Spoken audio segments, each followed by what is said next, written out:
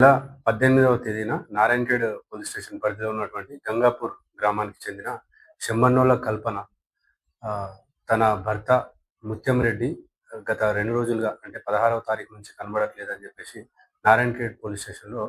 ఫిర్యాదు చేయగా మనం crime number 127 under head man మిస్సింగ్‌గా కేసు రిజిస్టర్ చేయడం జరిగింది. తర్వాత విచారణలో భాగంగా సాక్షులను విచారించడం మరియు మనకి నమ్మదగిన సమాచారం వచ్చిన దాని ప్రకారం కల్పన ఆహ్, కి మన మనూర్ మండల్‌కి సంబంధించి ఎల్గొయి గ్రామానికి చెందిన పండరి అనే వ్యక్తితోటి ఇల్లీగల్ ఇంటిమసీ ఒక 4 ఇయర్స్ నుంచి ఉందని చెప్పేసి మాకు సమాచారం రాగా పండరి అనే వ్యక్తిని నిన్న తీసుకొని విచారణ జరపగా అతను ఆహ్, తాను మరియు కల్పన ఇద్దరికి మధ్య లీగల్ ఇంటిమసీ ఉన్నది వాస్తవమే అని చెప్పేసి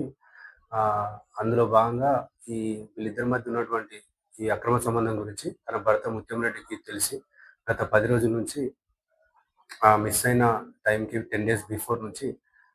వాళ్ళ హస్బెండ్ వాళ్ళని ఇబ్బంది పెట్టడం, అమ్మాయిని తీసుకెళ్ళి వాళ్ళ పేరెంట్స్ తోటి మాట్లాడించి ఆమెని కొన్ని విధాలుగా ఇబ్బంది పెట్టడం వల్ల అతను ఎట్లాగైనా కూడా వీళ్ళిద్దరి మధ్యలో నుంచి తొలగిస్తే వాళ్ళకి ఆహ్, ఫ్యూచర్‌లో ఇబ్బంది ఉండదనే ఉద్దేశంతోటి అతన్ని ఎలాగైనా గాని చంపాలని చెప్పేసి వీళ్ళిద్దరూ ప్లాన్ చేసుకున్నారు. దానిలో భాగంగా 15థ్ రోజు ఈ మంత్ 15థ్ రోజు వీళ్ళు ఎవరైతే పండరి, కల్పన ఇద్దరు కాల్ మాట్లాడుకొని ప్లాన్ చేసుకొని పథకం ప్రకారం నెక్స్ట్ డే మార్నింగ్ ముత్యంరెడ్డి నారాయణఖేడ్‌కి వస్తాడని చెప్పేసి కల్పన పండరితో చెప్పడం వల్ల పండరి వాళ్ళ పొలంలో బోర్ మోటార్ రిపేర్ ఉందని చెప్పేసి ఇతనికి ఎలక్ట్రీషియన్ వర్క్ వస్తది కాబట్టి ముత్యంరెడ్డిని మా పొలంలో బోర్ మోటార్ స్టార్టర్‌కి సంబంధించి వైర్ ఫిక్స్ చేయాలని చెప్పేసి అతన్ని తన బైక్ మీద తీసుకొని మధ్యాహ్నంకి వాళ్ళ పొలం దగ్గరికి తీసుకెళ్ళి పండరి వాళ్ళ బ్రదర్ విఠల్‌తో సహకారంతోటి ఇద్దరు కలిసి ఆహ్, ఒక నైలాన్ రోప్ తీసుకొని ఆ రోపు తన మెడకి చుట్టి గట్టిగా బిగించి స్ట్రాంగులేషన్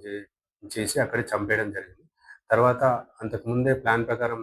వాళ్ళ పొలంలో పండరి వాళ్ళ పొలంలో తవ్వినటువంటి ఆహ్, గుంటలో అతన్నేసేసి అక్కడ పూడ్చిపెట్టడం జరిగింది. ఈ విషయంలో ఇతని కన్ఫెషన్‌ని బేస్ చేసుకొని మర్డర్‌గా సెక్షన్ ఆల్టర్ చేసి నిందితుల్ని ముగ్గురిని గూడా